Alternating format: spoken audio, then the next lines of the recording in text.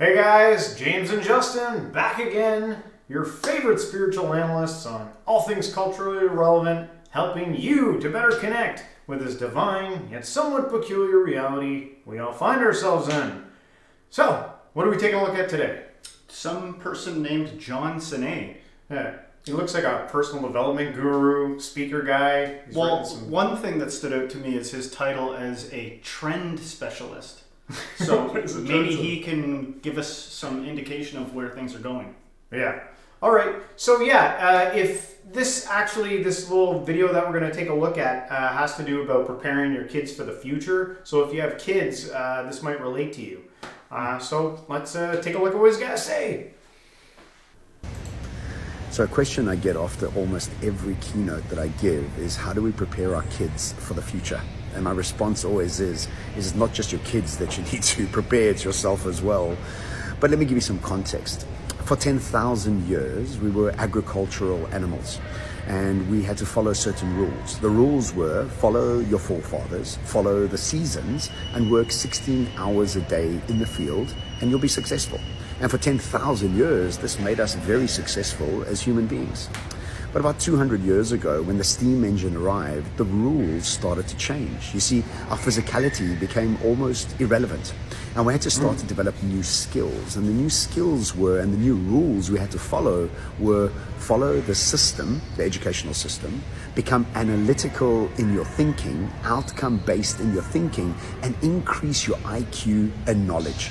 And so for 200 years, we've gone to school to learn this process of increasing our knowledge, our intelligence, and because of economies of scale and efficiency, being outcome-based and almost addicted to certainty in many ways.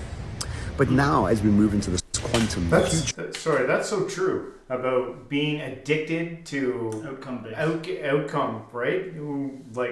Isn't it amazing how one little kink in the chain and we all go nuts? Right? In our day-to-day routines. Yeah, not very flexible. Hit a like if you resonate with that. but on one hand, that's true. On one hand, we're kind of, a better way of saying it would be to be safety oriented.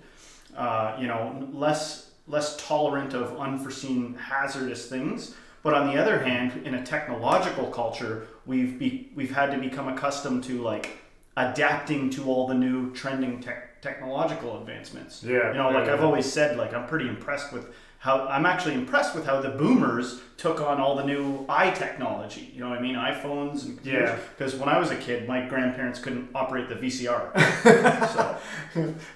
All right. Let's keep going. We start to realize that the rules are changing again because AI is now replacing our intelligence and our knowledge, just like the steam engine replaced our physicality.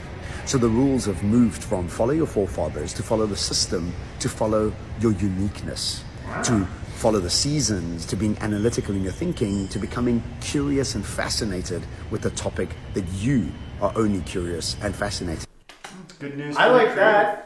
Yeah, good news for the creative type. Yeah, good for us getting the channel up and going again. Hopefully it works out. Trying our best to show our side to the world, but I don't know. How about you out there? How do you feel about that? The uniqueness factor, because some people, I think they kind of like the routine base of things, right? And the idea of now having to be on some type of a unique, field. Well, right. Can be troubling.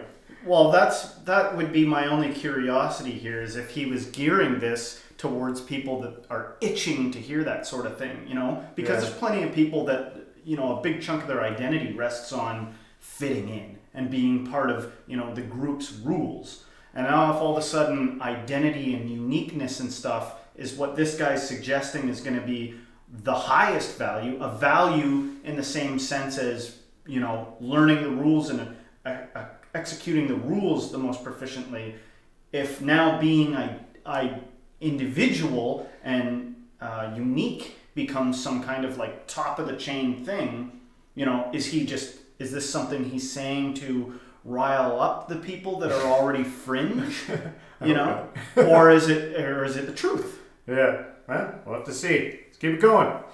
about. From working the fields for 16 hours a day to being outcome based to today being dynamically creative. And so we've gone from PQ, physicality, IQ, intelligence, to now AQ, which is adaptability quotient.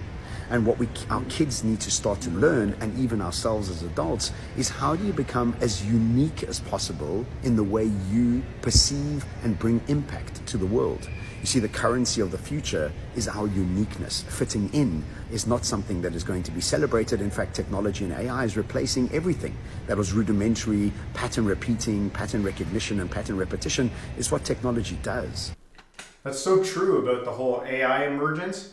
And it's funny you mentions that, because I would say in the last 3 months in my social media feeds or whatever I'm doing, I've been bombarded by ads for the new AI stuff. Yeah. If you haven't heard of ChatGPT yet, you're gonna hear about it really soon. Yeah, I know Jordan Peterson talks quite a bit about that, or he's got a clip where he goes into it. Yeah, they've been talking, lots of people have been talking about it, even the artistic stuff. You got AI things now that can create music for you, art for you, literature for you. Yeah. It's and even programs on computer, like it will do the coding for you and stuff now. Right. Yeah. So I think there's some truth to what he's saying here, is that about having to find some type of uniqueness outside of that. Well, thus far, I mean, we started to get accustomed to some of the new AI technology to see what its limits were with creative stuff, like what you could prompt it to do and artistically what it would come up with. And it is pretty amazing, but I still find at this point that it can't compare to somebody that's like a skilled artist. Yeah. You still get that human sense, I think, by something that somebody's actually created. Yeah. All right.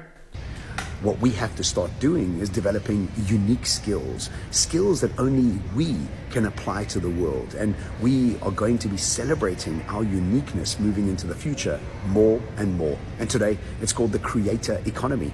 Creator economy is already worth $16 billion and growing.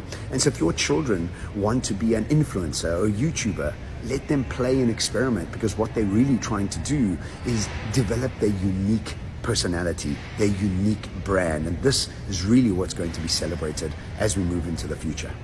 Ciao from Mexico. So there you have it. I think that might ruffle the feathers of a lot of parents, especially like the last thing he said. He was like, if your kids want to dabble with YouTube or TikTok or whatever, I think a lot of parents are apprehensive to let their kid do that, because it's scary, man. And you don't want with predators, online predators and stuff, this is the stuff that freaks parents out about technology and putting yourself out there in that field.